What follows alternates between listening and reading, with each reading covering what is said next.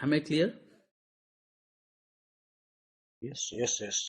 So now the machine that Nitin was using has been isolated, which means that I have disturbed Nitin's regular business activity. Now he is unable to do his work until I complete my work. So now bringing back the mission normal and ensuring that there was nothing malicious, and then giving the mission back to Nitin. Hey, now you can start using your mission back as usual. That is what we call recovery. You getting my point? Yes, sir. Bringing back things as usual from the impacted to the normal state is something that we refer to the recovery. All right. So now moving on to the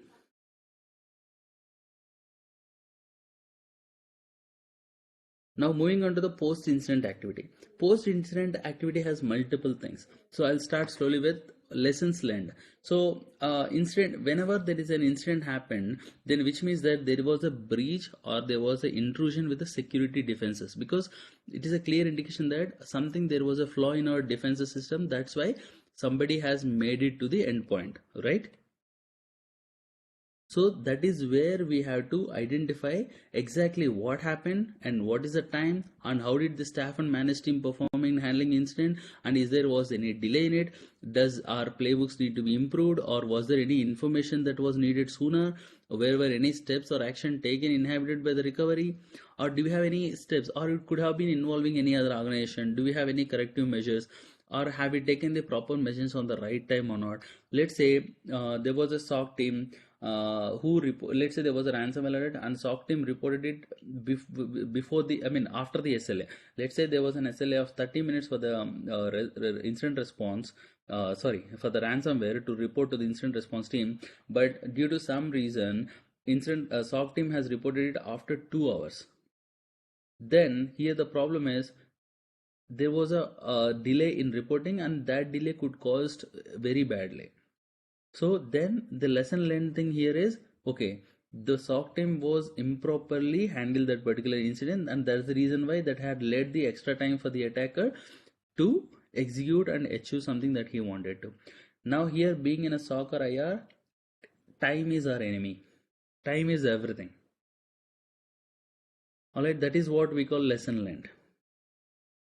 And then using collected incident data. Now what we do is, now let's say I have suddenly, I mean, there was a malware that has been identified on this machine, and suddenly we saw like, okay, why none of our detection systems has been executed, because everything will have initial phase, right? So when we see malware execution, that was at the last but one phase, right? So why any of our different detection system haven't detected it prior?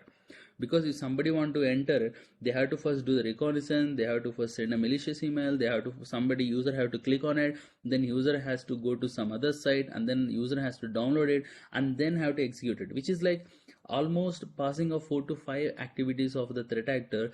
We had detected the fifth phase. Then the question would be like, why we haven't detected him at the first place, which means that we have to improve our detection mechanism, and based on that we'll start looking at all our use cases, and then we'll start tuning them, and we'll say like, let's say if we don't have any use case for it, then we'll go ahead and create a new use case for it, and that's how we keep ourselves ready for the next attack.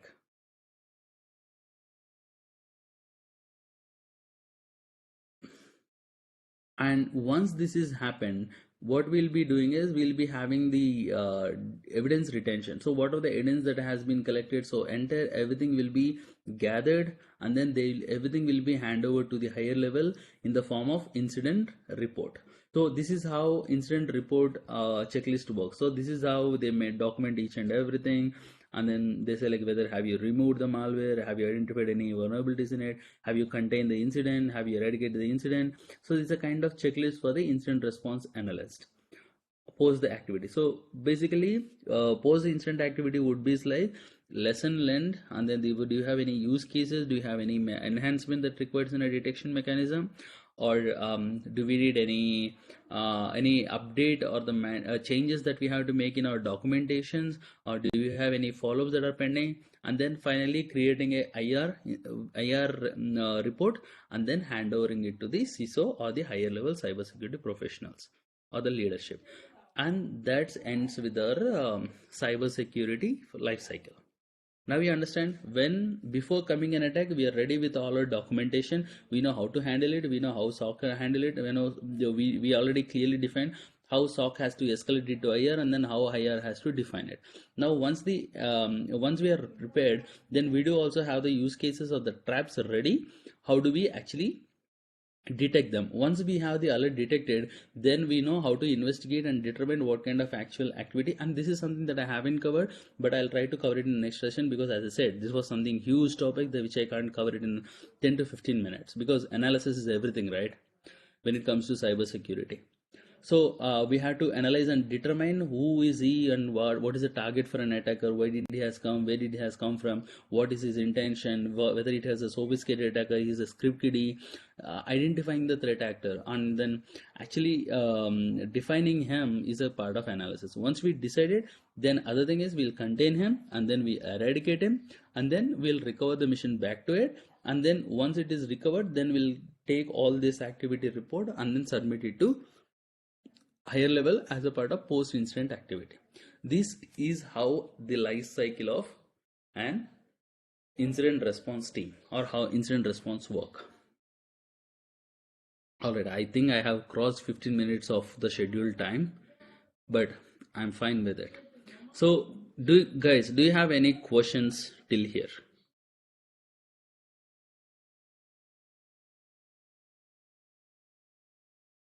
No. I definitely see there was some less interaction during the second hour of the session, but I don't think you guys have any questions there. If you have any questions, I'll just leave other next 5 minutes for the Q&A before I leave you guys. Please feel free to let me know. And if anybody has no doubts, feel free to drop off from the session. We'll again catch up tomorrow. Tomorrow I'll be covering up the responsibilities of IR team, and then how they actually perform it. I mean, responsibilities of the IR team, how the IR team looks like, how they perform it, and then I'll also be showing like how I mean, we'll be doing the deep dive of a ransomware, and then I'll show you how actually they create a response plan for a ransomware. I mean, how do we go through? We'll go through one of the ransomware incident response plan, and then see how they actually get ready. I have a question here. Please.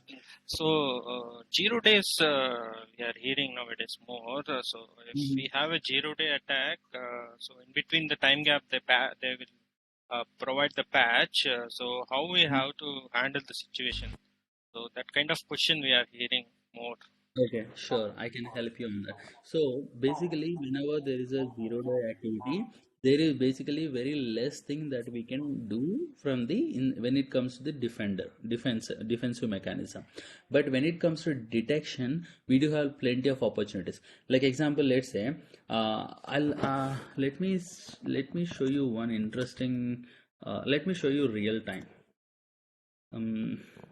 There was one recent vulnerability, right? What do you say? There was, I think, I was going through one of the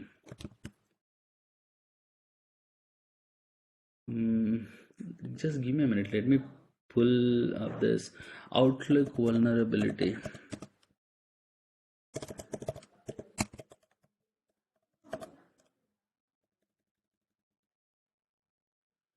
Outlook CVE 2023, and then that is named with double two something. That was Outlook. Oh yeah, this one. So this is the recent vulnerability. If you see the date, this is something that has been released yesterday. Day for yesterday, sorry. And there was one good article that Microsoft has released. Microsoft has released 83 vulnerability patch-up, including Microsoft Outlook and Microsoft Videos. Right. So actually, it has given some good article like how actually threat actor is exploiting it. I remember reading that article somewhere. If anybody has it already, just feel free to share me the link with me. I'll try to open it up. CV.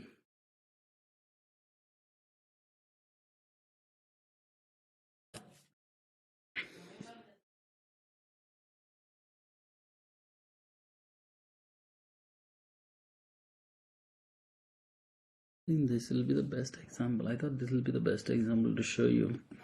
Like,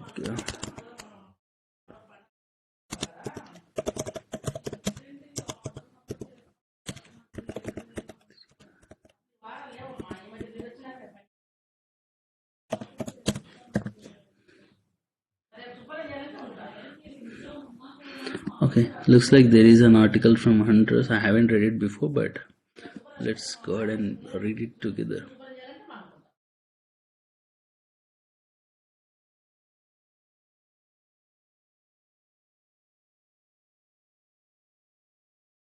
Okay, yeah. So now see. Now, let's say if an interviewer asks you that question, how do you handle actually the 0 day, or how do you actually handle it, because we don't have anything detection mechanism, right? So here you can clearly say like, yeah, there will definitely be some article that has been released or any CV that has been released with that particular 0 day activity, right? So once you have that particular CVE, you will have all the documentation details. Here, if you see this particular threat actor, the threat actors are exploiting this vulnerability by sending an email, and again, does not need to be open. You understand this? Actually, these threat actors who are exploiting this particular vulnerability, they're sending an email that need not to be opened, because as far as I read, this was something, an email invite or a meeting invite. They just send it to pop up on the screen, because I'm not sure how many have you used Outlook. Whenever there is a calendar invite, you'll get a reminder, right, as a pop-up, screen pop-up.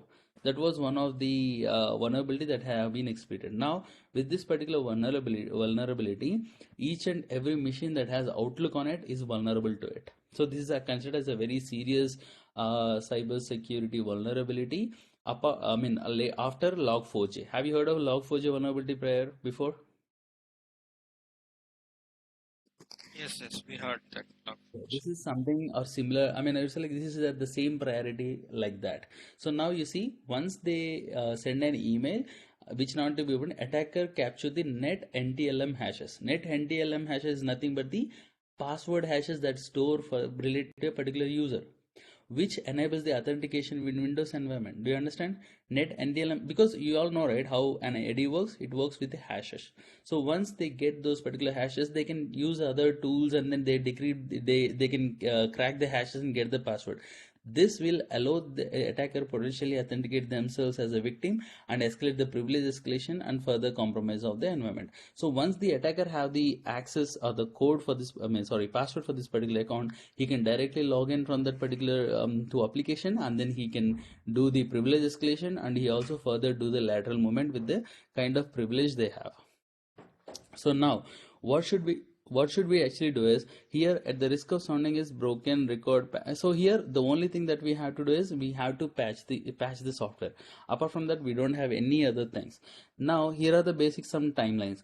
On March 14th they have released the software, and then as soon as it possible we have to import it, or there was some script that has to run each and every machine that has Outlook, that will definitely detect the script that has been running.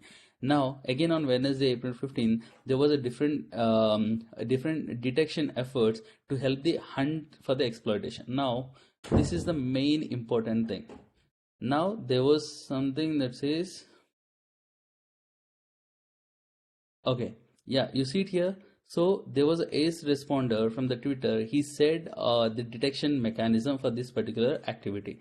Now this will be the responsibility of threat hunting team or the threat intelligence team to gather this information and provide it to you. So once you get to see this information, this clearly says, first, attacker will send an email invite or the calendar invite with the link.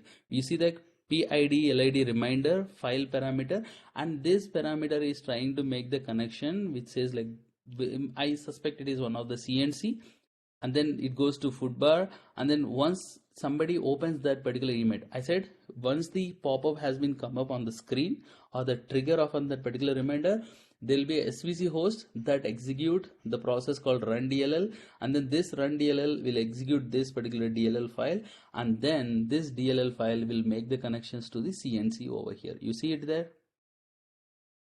And then once it makes the connections to CNC, that is using port 445, they'll send a malicious, they will using this particular 445 connection, they'll try to steal the NTLM hashes, and they'll try to share the NTLM hashes over the internet using port 445. Once the attacker is configured, they'll use the web dev server request on port 80 to do their for the execution of this particular attack. Now you understand it, how they're actually doing it. So now you know like, yeah, this is one of the perimeter, like, okay, there is a calendar invite which coming with a IP address in it and then has a footbar in it. This is one of the indicator where you can create a use case for it. And the next one is, again, here is another high confidence use case, like, okay, do you have any SV host that has executed run DLL and then executing a file DLL and that making any HTTP connections? Yeah, that is something that we have, something I call it like events of interest. And then you can also create like any Outlook that is making connections, or let's say any Outlook that is making connections to the internet over port 445. That is something that you have to look for. And then you suddenly see like svc.exe making or sending connections to web dev request.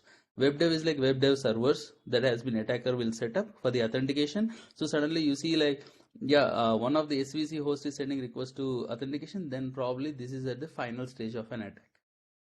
And this is how you have to explain to the interviewer. I'll try to gather all the information. I'll try to see how attacker is actually involving and what are the IOCs that has been involved so far. And then I'll try to create a use cases for it in the SIM tool so that if it happens, it will detect it. And this is this. And also you can say like, yeah, I can also create a dashboard for it. Once I create a dashboard, whatever happens, it will show up in there, and I'll keep monitoring the dashboard very often. Let's say for every 20 minutes or 30 minutes. And then if anything comes up, I'll respond timely manner so that we get the response as soon as possible. This is example, or this is how I do it. And I'll also try to show you more details about it. So now coming back to it, now are you all clear how this particular threat actor is being misusing this particular vulnerability? Yes. Hello. Till here you are clear. So now I'll further go with the attack chain. Now this is the high level overview of weaponizing this particular CVE. So they also given like how they are weaponizing this particular CVE. See, as we discussed, a malicious calendar invite or appointment is crafted as a threat actor.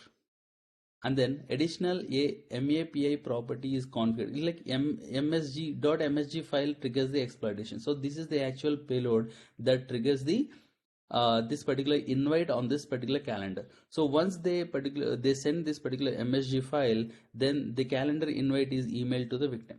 You're getting my point? There was an email calendar invite that has this particular .msg file has been sent it over the user. So execution is triggered by the reminder notification. So whenever there is a reminder notification of the sound, then there will be a pop-up and this particular MSG file will execute it. Now you're getting my point. So now earlier somebody has to send it and then we have to open it.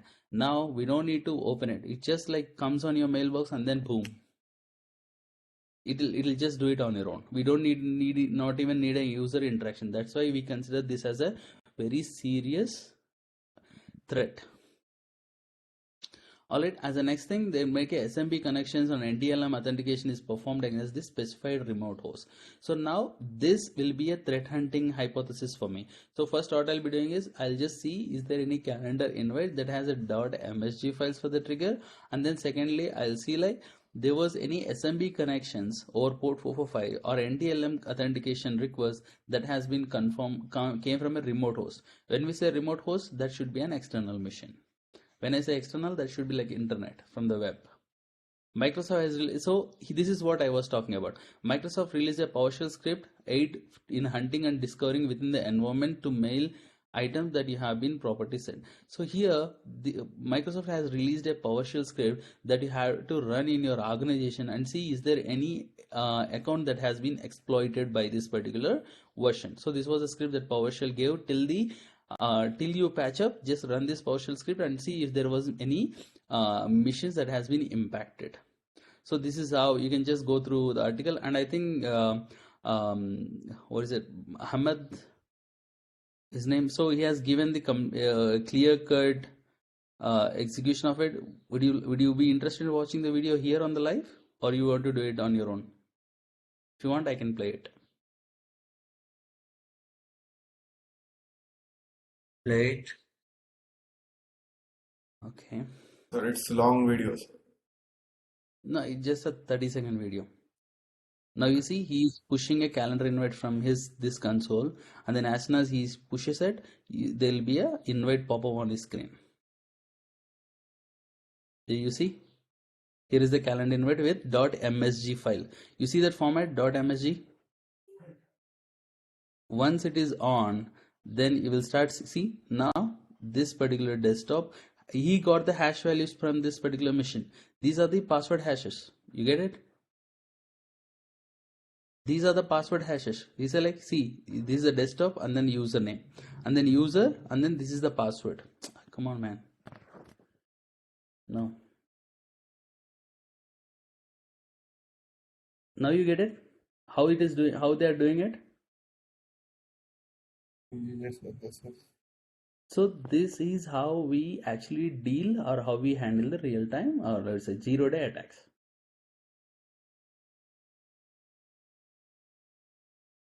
Was that useful, or did that answer your question exactly?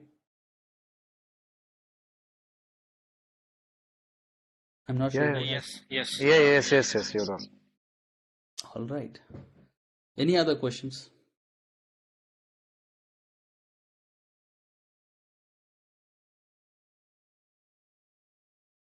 Any other questions, please?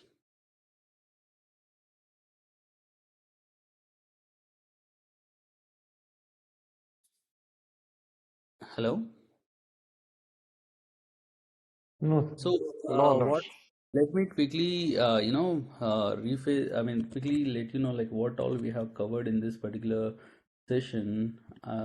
So here we discussed about cybersecurity definitions, and we also understood like what is the cybersecurity response and what actually the cybersecurity response team do, and we also saw different type of cybersecurity attacks, and we saw the incident response cycle, and we discussed about the each different phase, one being preparation, other being detection and analysis, another being containment and eradication, and the other being post-incident analysis.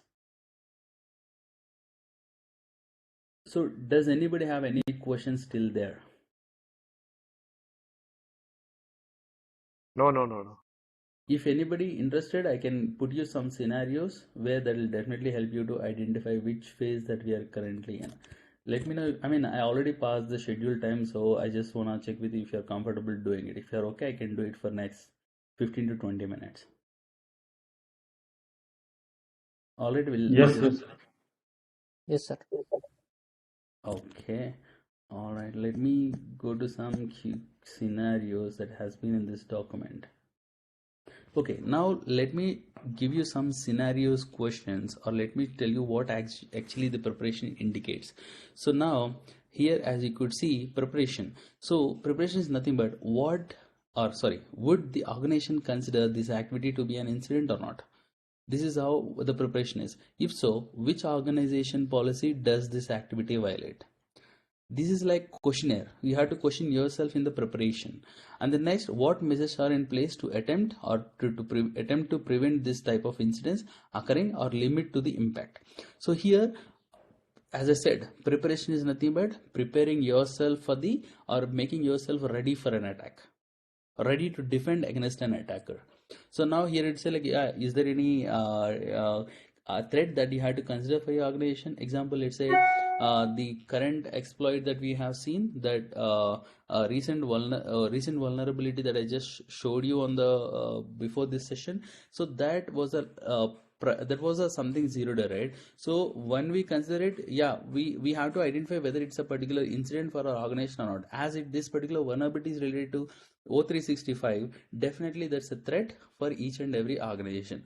Let's say if this particular vulnerability is related to one particular, let's say JBoss or some sort of particular version of this particular servers, then the person who uses it, that will only be impact for those particular organizations. You're getting my point? That's how the preparation phase will go through.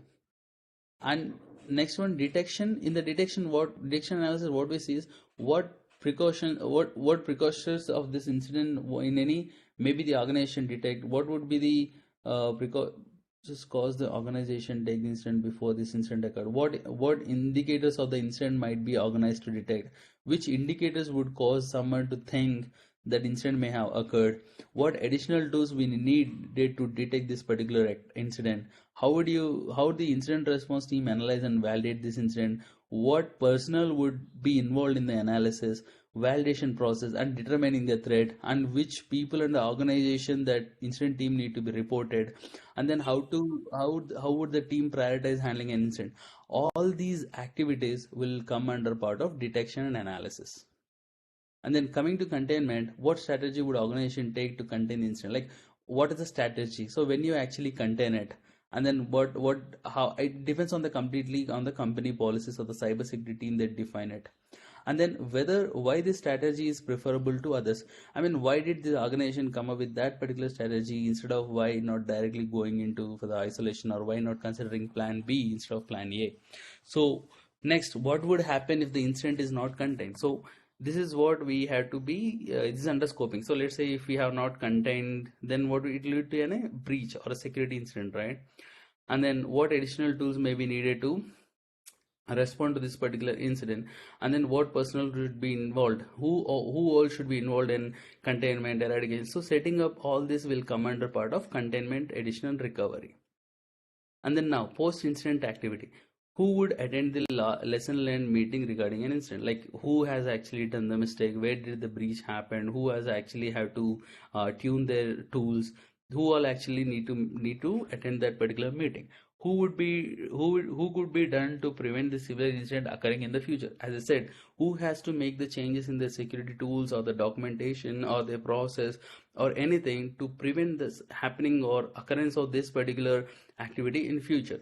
And then what could you done to improve the detection for the similar incident. Now example, let's say, as I said, the detection was detected in the execution phase. Now next time in future, how do you improve our detection mechanism to detect it in the initial stage or the initial access? Got it?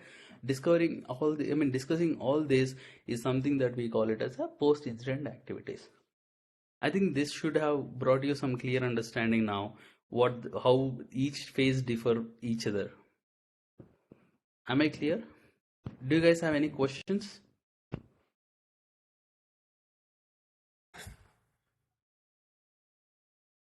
Yeah, feel free to ask any sort of question that you have. All right, now moving on.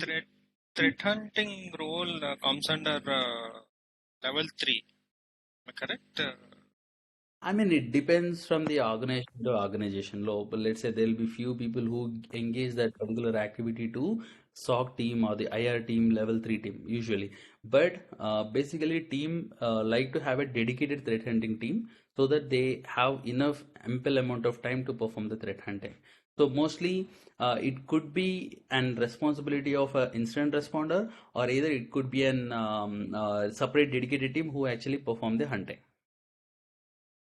So after this preparations, everything comes, the document comes out, then SIM team will involve and they will create a correlation rule for this particular incident in future scenarios to handle. Exactly. Yeah, thank you. I mean, inputs will be given by AR team or threat hunting team or a threat intelligence team, and SIT team will go ahead and create the use cases post the activity, because that is how we detect if this happens next time, right? See, if somebody saw like you have some threat or vulnerability, then there is a huge chances that somebody would exploit it.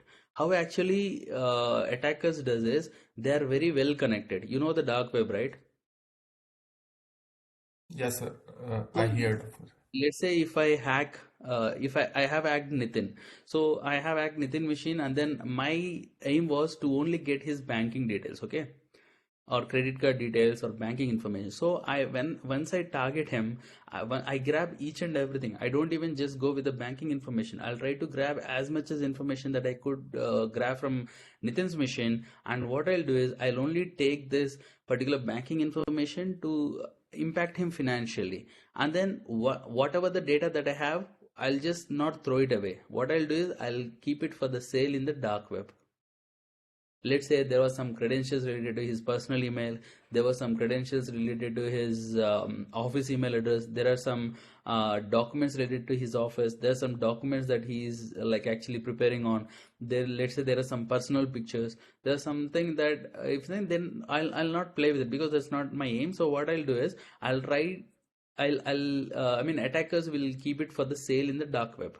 So now let's say somebody who is like ransomware kind of a guy, now he saw like, yeah, there was some personal photographs which can definitely threaten Nitin and then make him to give money. Then what he'll do is he'll just all have the password for the sale. He'll buy it from that particular threat group, a threat actor, and then he'll start hacking it, and then he'll try to encrypt everything. Now he'll start blackmailing Nitin like, hey, I have all your pictures. If you don't pay me out, I'll just upload it in the internet. And now definitely Nitin have to end up sharing, giving the money. And though you give the money, there are pretty low chances that they don't upload it to the internet. Somewhere they will definitely expose it to the internet. Did that clear your question? Yeah, I think someone have posted the message, some question it seems. Yes, sir. Okay. I have posted one question in chat, sir. I don't have an external monitor with me currently, so kindly, if you have any question, just speak, unmute yourself and then speak out. Or meanwhile, I can just go through the chat Okay, here. sir. This is the Sir, question. yes, sir. It is questions by interviewer. Suppose Windows release that they have some vulnerability in their Windows, and they take 7 days to push update for, and attacker utilize that vulnerability. So tell me, how will you protect, and will you directly apply those patches, or did you do something else? Oh, this was the same something that I have just explained you. There was some Okay. vulnerability that we just explained, like there was a calendar invite that is being sent out via Outlook. I showed you, right, what we'll Okay, be okay, doing. okay, okay. Yes, sir. Yeah, so here I'll tell you, I mean, again, let me tell you again how to answer this. So here, as it is a 0 day, it is definitely very difficult to patch it on the same day.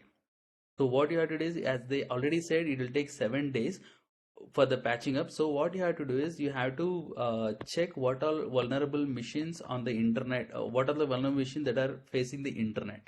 So internet is the most targeted attack surface, right?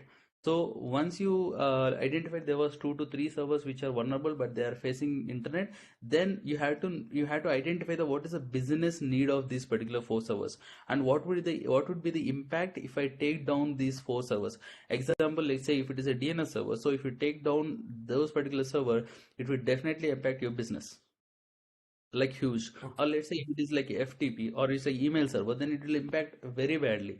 Or there are something which we can't take the services down, or we can't take the network down. Let's say it is something only very few minimal impact could cause the business, then we recommend them to take down those servers. Take down the server means will not keep those servers accessible to the internet. That way we protect that phase till we get the patches from the Microsoft. You're getting my point? Yes, We sir. are making those services unavailable for the attacker. If the attack only Okay, happens if it is yes. available, right? So we are cutting down the access for the internet for those services. So there's no way that they can attack it. Yes, sir. Got it, sir. The internal mission. They can't Yes, yes, impact the internal mission because they don't have the vulnerability on it. The only vulnerability has only those internet facing servers, and we have taken down those servers, right? right, sir. Right. That is one.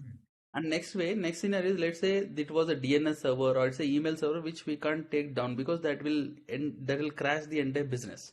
So here what we'll do is, as I said, we'll go through all the threat actors that has been using the CVE, and then we'll try to perform the threat hunting, and we'll see all the IOCs and what are the activity they're doing, and we'll collect all the TTPs, and then we'll start monitoring for it.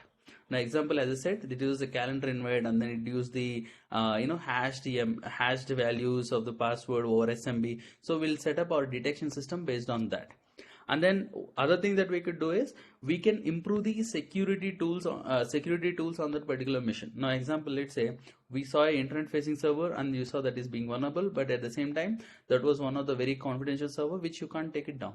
So in that case, what you could do is you can improve the security system on that particular system. Now, let's say you're only having the antivirus on it. Go ahead and install EV, or go ahead and install EDR on that particular mission, because it gives the extra layer of protection, right? Yes, sir. Because AV can't detect the 0-day, but EDR could do. And the next thing is, if usually EDR runs on any mission as a detection mode, but as it is a server and it has vulnerable to it, what you have to do is you have to change the mode to prevention mode, because if there is anything happening, it will definitely block it.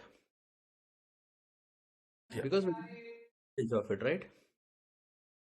Right, sir. So we should go ahead and add extra level of safety. Or the other thing that we could do is you can route all the traffic through IDS and IPS.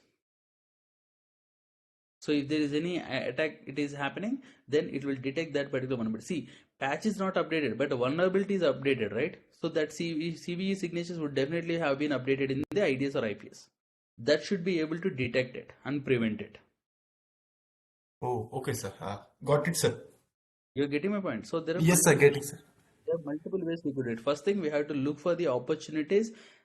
First, we have to find how many internet-facing servers are vulnerable to it. Second thing, is there any what is the business impact of taking them down? If there is no business impact, just close your eyes and then take them down. Let's say if you can't, because nobody want to take risk, right? Right. So next thing is let's say they are critical server and you can't take them down, then improve the extra level of safety, like installing EDR, changing the policies, changing the detection mode to prevention mode, or let's say if you already have EDR on it, then you install Windows Defender as well. That's extra layer of safety. Yeah. And if you have already antivirus on it, just install DLP. Let's see if there is any data leakage from that particular mission. And then improve your detection mechanism. Now create a separate dashboard for this particular server and see what actually happening apart from the unusual activity. See what all outbound communications are coming in. Route the traffic through an IDS and see if there's any alert coming in. Yeah. That is how you have to answer it. If you answer in this way, I'm sure interviewer will go mad. Thank you, sir. What is your question? And makes Yes, sense. sir. Yes, sir. It makes sense.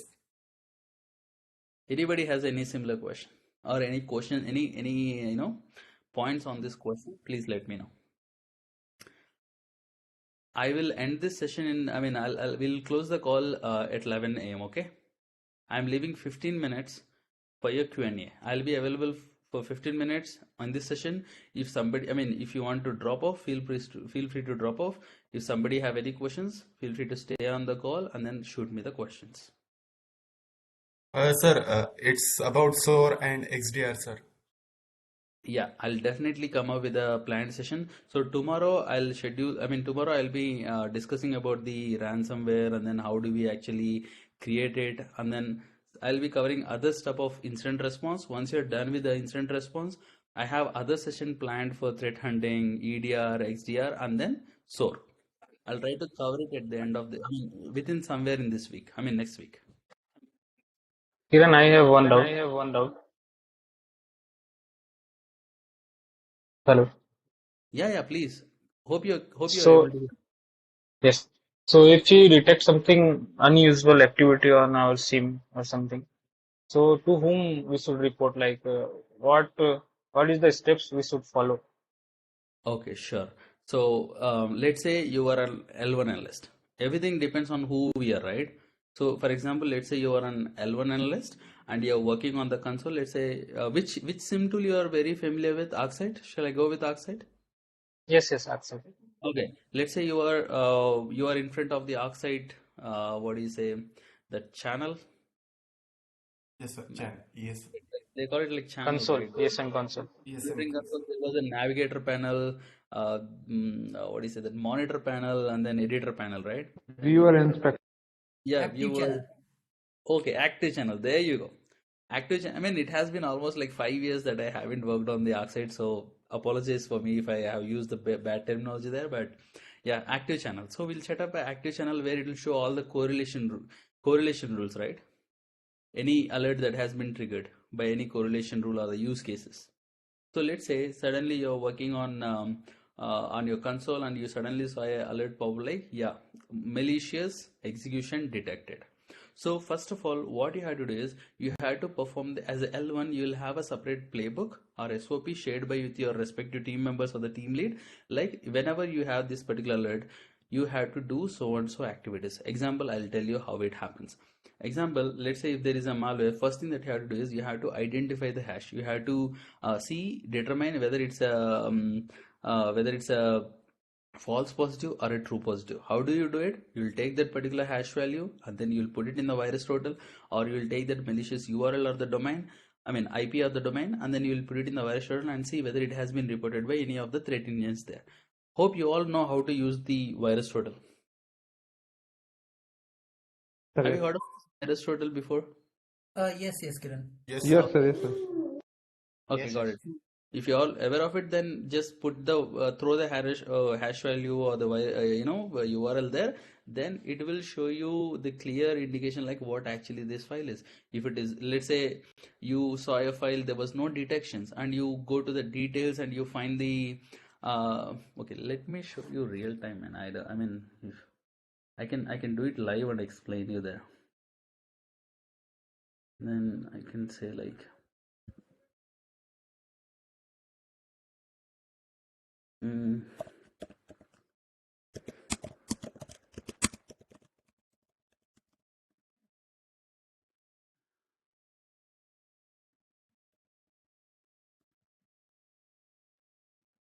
Let me collect any of the ransomware hash and I'll show you that.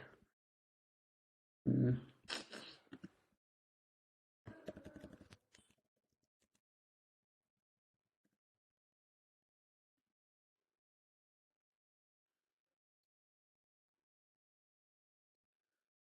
Do I got any of the IOs here?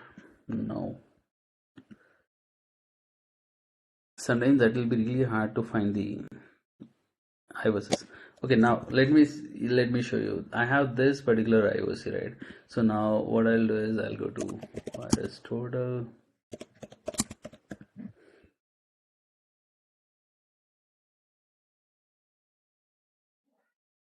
What I have is the IP address. So what I'll do is I'll go to search and then I'll drop my IP address here.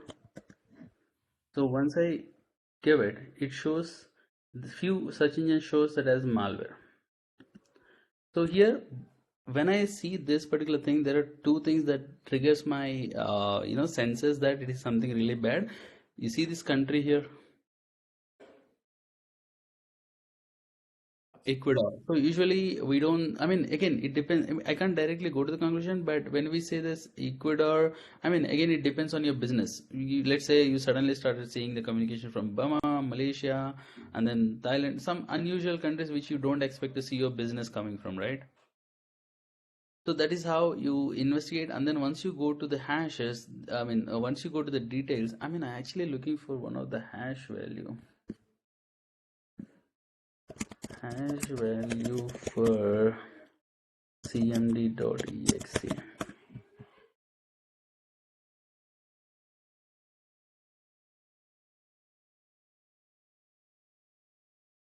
Kiran, you can find the hash value through also like your shell command. Oh yeah, I'm using a MacBook. I'm not sure how to exactly. Even though I'm not familiar with the Mac, but I having some command from there, you can get the details related to SHA-256 or MD5, some hashes.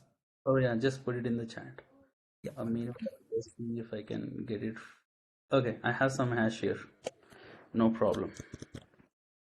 So I saw some hash for cmd.exe. So let's say there was an alert that has been triggered for cmd.exe. Let's consider this was a file that is like file has been triggered. Now let's say as a L1 analyst, you must see this command.exe, and whatever you see it in the green, they're mostly related to Microsoft. Or whatever the Microsoft files, you can directly find it a banner in the says like it's a known distributor from a Microsoft. Or let's say if it was any unknown file, you can just directly go to the details and you can check the signer details here. You can see the product owner and then see like where this file belongs to. Based on this, you can come to conclusion like what is this file is, where it is coming from. And then you can also use this behavior if you have access to, and then you can go to community. In the community, they'll just say what is it exactly. It's a command prompt. This is something that has been used in malicious activities. So this is how you have to use your VirusTotal and then identify whether it's a true positive or a false positive. Once you identify it, next thing that you have to do is you have to start investigating on what is this file, where is this attacker has come from. So once you gather all your initial details, then you have to escalate it to the L2. Once it is escalated to L2, I mean you will have separate, I mean what I'm mean to say is you will not get enough time to do all this analysis being an L1, because you will have a defined very strict SLAs, because whenever there is a critical alert, you only get to see 15 minutes, or you only have 15 minutes to deal with that incident. Within at any point of time, within 15 minutes, you have to escalate the incident to the next level. So the only thing is doing all this stuff as is shown in the VirusTotal is like only thing that you can do within 15 minutes. And I mean, once you start getting hands-free on the domain, you'll start doing many more things. That's a different story. So once you do it, and then next thing that you will be doing is you will pass down to L2. L2 will have a separate set of access and then separate set of tools they have for the investigation. They'll perform the investigation and they'll add their investigation notes. And if they define it to be a true positive or a true incident, then they'll forward it to L3.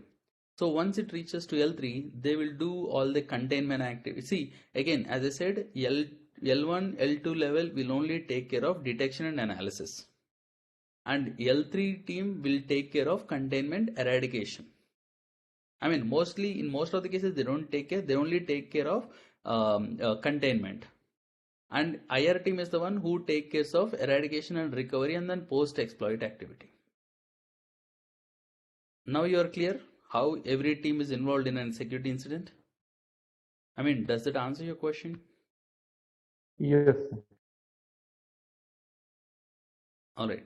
Any other questions, team? We have got 4 more minutes. Let me know if you have any questions meanwhile. Kiran, I have one question.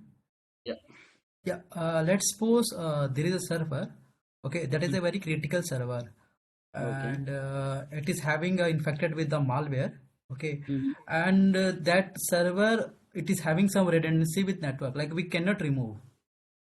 Okay. And it is having also antivirus. On that matter, like what step we can follow to protect that system? Okay, this again as same as I explained, as it is something critical and we can't take down, the next thing that we're gonna do is I mean, there are multiple ways that we do. I mean, I'll just start with the activities that I just said right now, improving the extra level of safety or the safety measures. Like example, as you said, it has AV, but it does not have EDR on it, right? Yes. So it does not have any other Defender kind of things. So you can go ahead and install CrowdStrike or the Defender, whatever the platform that you have. You can go ahead and install it. And again, every server by default, they will be in a detection mode. So here, as you know, it is a critical server and it is vulnerable to the internet. What you have to do is you have to change the mode to prevent mode. Okay. And then once you change it to the prevent mode, and the next thing is, this is how you have to improve your safety measures with respect to the end host. Now the second thing is you have to see how what confidential information is available on that particular server. As it is facing to the internet, we should most likely should not have any confidential data on that particular server. If it because whatever the internet facing server, it should only be the publicly facing domain or publicly categorized data, but not any business related, any client related data or any customer related data. It should not be any billing addresses. You should not have any invoices. You're getting my point? Yeah. And then if it has anything, then take down that particular thing or restrict the access. Let's say if it like uh, let's say what do we say, it has like n number of users with admin access, then go and cut down their all the access and make only one super admin. Okay. And then next, check all the services that are open to the internet from this server. Now, as I said, it is vulnerable. Check if the 445 or SMB connections are open to the internet. If yes, what is the business need for it?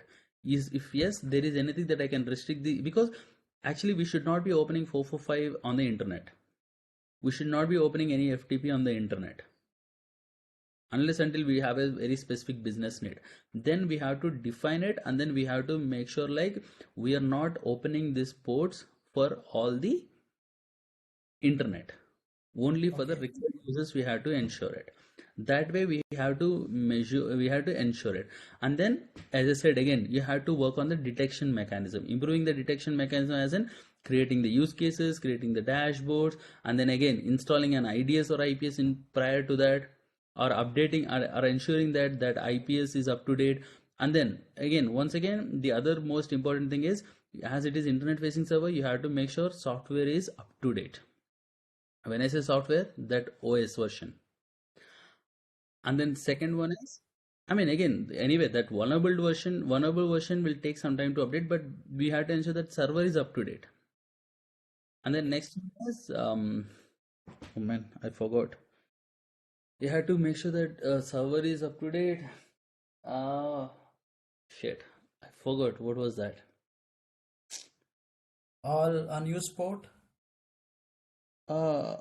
Yeah, port, and I was about to say some detection mechanism, but I think I lost it somewhere in the top of my mind. If I get it, I'll definitely direct text in the chat. Yeah, sure, Kiran. Right, but this is how you improve the detection mechanism as well as security posture of that particular machine. All Okay. right, Vijay, I don't want to extend any of your time, and thank you all. Hope you had a nice interaction. If you have any feedbacks on my session, if you would like to suggest any improvements on my session, definitely feel free to post it in the chat. I'll definitely take care of them for the next session. Hope you all had enjoyed my session. Thanks everybody for joining us for the call. We'll catch you up tomorrow. Yes, sir. Thank you, sir. Thank you. Thank you. Thank you, sir.